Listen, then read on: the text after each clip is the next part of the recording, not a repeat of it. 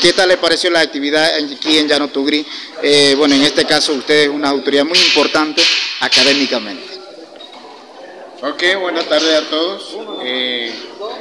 Para una primera vez, a nuestro juicio, muy bueno el encuentro, el Consejo de Condipi que realiza en Llano Tugri.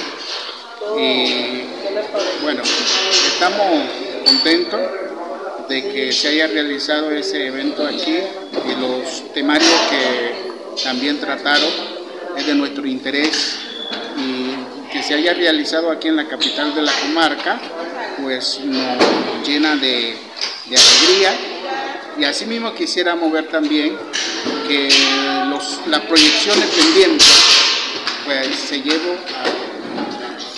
lleve a cabo pues, y como lo que plantearon ahí, ojalá pues todo pudiera terminar feliz término. Bien, la expectativa después de esto, usted como gobierno académico muy importante que participa dentro de la Universidad Autónoma de los Pueblos Indígenas, pues la parte académica, escuchamos también que se va a construir el colegio oficial allá en Soloy, que es como parte académica una noticia muy importante.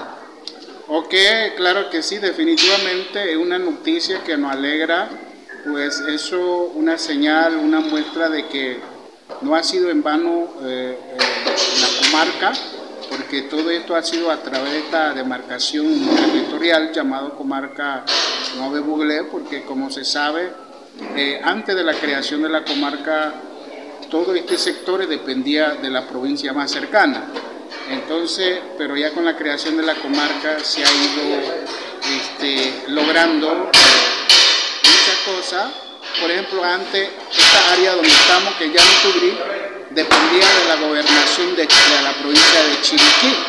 Hoy tenemos nuestro propio gobernador, nuestra propia gobernación, y así podemos ir mencionando una serie de logros que se ha conseguido a través de esta comarca. Es por lo que, si bien no es 100% el logro que quisiéramos, pero sí hay algunos adelantos y logros importantes que no hubiese sido posible si no hubiera sido mediante la ley o la creación de la comarca.